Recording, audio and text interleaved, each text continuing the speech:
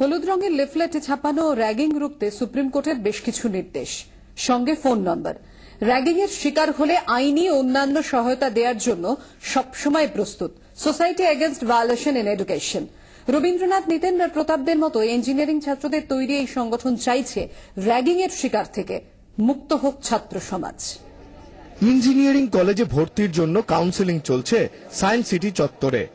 সেখানেই দেখা মিলল রবীন্দ্রনাথ, সাজিব লামাদের সঙ্গে। হাতে হাতে লিফলেট বিলানোর পাশাপাশি অক্লেশে ছাত্রছাত্রীদের মধ্যে র্যাগিং সম্পর্কে সচেতনতা গড়ে তুলছে ওরা।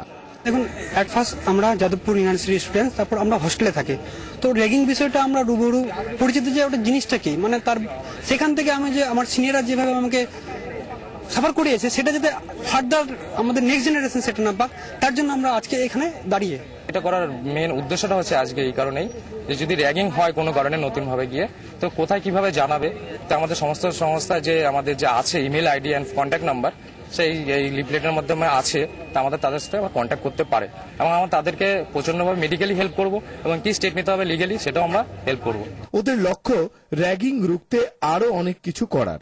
র্যাগিং এর জেরে অনেক অপ্রীতিকর ঘটনা এখনো ঘটছে রাজ্যের ইঞ্জিনিয়ারিং কলেজগুলোতে। তা থেকে বাঁচতে এই অভিনব উদ্যোগকে স্বাগত জানাচ্ছে নবীন পড়ুয়ারাও। প্রথমবার ইঞ্জিনিয়ারিং ঢুকছি, তাদের অনেক সময় থাকে র্যাগিংটা কি জিনিস বা র্যাগিংটা কি হয়। এবার র্যাগিংটা যখন প্রথমবার খেয়ে যায় তখন চাক্রোশ থাকে যে আমরা র্যাগিং খেয়েছি, আমরা র্যাগিং করবো। এবার কি তারা হয়তো প্রথমবার র্যাগিং শিকার হলো, তারাই হয়তো সেকেন্ড ইয়ার থার্ড ইয়ারকে তারাই আবার মানে ছোট ছোট ছেলেদের বা ফার্স্ট ইয়ার ছেলেদের তারাই আবার র্যাগিং করবে। তো এটা হয় কি আমাদের একটা সুবিধা হয়েছে কি আমরা মানে ডাইরেক্ট যদি কন্ট্যাক্ট করতে পারি, কমসে কম মানে আমরা যদি সমাধান না হয় আমরা নিজেদের মেন্টালিটাকে চেঞ্জ করতে পারবো, নিজেদেরকে আরো উন্নতি করতে পারবো।